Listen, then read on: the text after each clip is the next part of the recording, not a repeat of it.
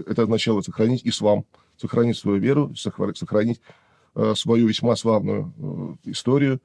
Вот. Им нужен был какой-то большой проект, им нужно было войти в какой-то большой проект, национальный проект. Сами они просто по численности своей и по своему демографическому состоянию, когда они одни в этом Русском море находятся, были это сделать не в состоянии. Поэтому они с радостью включились в создание вот этого татарского проекта сами по себе. Другим, как я уже говорил, ядерным таким стержнем этого татарского проекта был уже этнос татар-казануи. Он является наследником Казанского ханства, инкубационный его период можно относить к нему, но на самом деле они появились только в конце 17 века сами по себе. А их легендарное, так сказать, прошлое, которое они сами верили, которое послужило основой, вот такой легендой, вокруг которой формировался этот этнос, это была как раз вот легенда об Узкой Казани, о Старой Казани, о татарском Казанском ханстве, которого на самом деле, конечно, не было.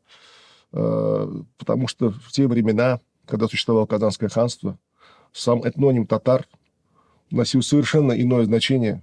Это был не этнос, о чем свидетельствуют стихи, хотя бы того же поэта Мухаммадьяра. Они уже скандальными в Башкирии стали, за них уже судебные дела против людей иногда возбуждают, отменяют и так далее. Хотя они относятся на самом деле к поэзии человека, который жил в XVI веке. Это вот казанского поэта Мухаммадьяра, когда он обзывал различными нехорошими словами татарство, что ты татарин, там такой и сякой, не знаешь ни масхаба, ничего хорошего.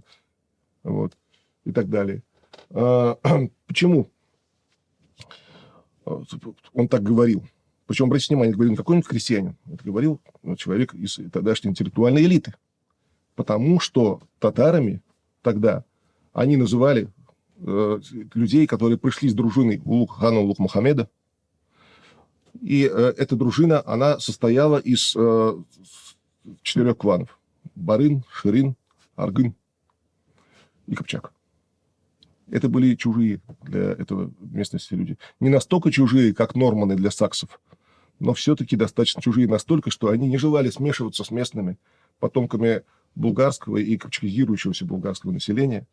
Вот. И там они, естественно, заняли, как маньчжуры в Китае, все руководящие посты, хотя было их немного, во многом копируя, по крайней мере, под предположением Дамира Исхакова, во многом копируя систему Крымского ханства, совершенно другого, в общем-то, образования. И вот отсюда такая реакция у местного населения. Потом, когда эта узкая верхушка, которая была слабо связана с местным населением, была снесена после взятия Казани, а снесена она была по крайне простой причине. Ивану Грозному, новому сюзерену Казани, просто не требовалось такое количество служилых знати. У него своего голодного дворянства достаточно. Настолько, что оно уж между собой, что его делили на опричную, земщину и так далее. И, кроме того, и наверчество новых служилых, так сказать, которые ему были просто не нужны в большом количестве. Поэтому там критерий был простой. Если хочешь служить, то крестись. А крещение там означало почти наверняка исчезновение идентичности. Сейчас действительно крестилась и влилась в состав русской знати. Часть, кстати, достаточно небольшая на самом деле, не стоит преувеличивать этой трагедии, хотя взятие Казани. Да, часть все-таки погибла во время этой войны, либо просто ушла на юг, значит, кто куда смог. А часть, она, естественно, опустилась вниз сама по себе. Она просто стала не нужна. Но и здесь опять произошел еще следующий приток. Дело в том, что туда в том числе вместе с ханом Шах-Али, который был одним из командующих вот в той армии, которая захватывала Казань. Это Касимский царевич, бывший Казанский тоже царевич, которого Москва всегда рассматривала в качестве своего ставленника на трон Казани. Туда пришли и стали замещать вот эту четырехклановую, знаете, тюрки как раз из Мещерского юрта. Да? Его так условно называют Мещерский юрт. Кстати говоря, об основании Касимовского ханства, что, как отвечает Искаков, что интересно, когда вот оно только еще основывалось, там принимали участие и башкиры, потому что упомянутые башкиры и тарханы. Это был такой интересный тюркский островок в центре русского демографического моря. который сначала диктовал свою волю в Москве, потом стал, наоборот, вассалом Москвы, потом активно принимал участие во взятии Казани и так далее. Но просто я хотел сказать о том, что после этого, это на самом деле достаточно известно среди историков история, вот, произошло определенное замещение старой знати, вот этой новой знати. Но и она тоже не была знатью в обычном понимании, потому что Казань свою субъектность потеряла. На самом деле вся знать теперь была русская. Вот. Там могли быть служивые татары, вот они ими и стали, по сути. Но это уже была на страту ниже, более низкая ниша знати, чем старая вот эта клановая, те самые татары, которых ругал Мухаммадьяр, которых никак не воспринимало местное население. Соответственно, понятно, что местное население, это четко прослеживается в источниках, называло себя вовсе не татарами, а Исачной Чувашой. Так они писались в песцовых книгах. И вот дальше начинается очень интересно, как по тем же песцовым книгам мы видим трансформацию идентичности и сознания этого населения. Ведь когда сначала остатки вот этой четырехклановой старой знати, старых татар, да, потом вот это новые пришельцы из, так сказать, татар-сторонников Ивана Грозного, они, в отличие от старой знати, они могли спуститься вниз.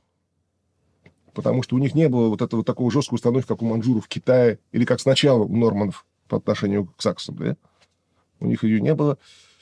И они, получается, спускались вниз и могли уже жениться на, значит, тех, кто находился ниже их по уровню, на той же Исачной Чуваши. Понятно, уж не совсем на крестьянах, но могли. И кем же они тогда стали? Какая у них ниша?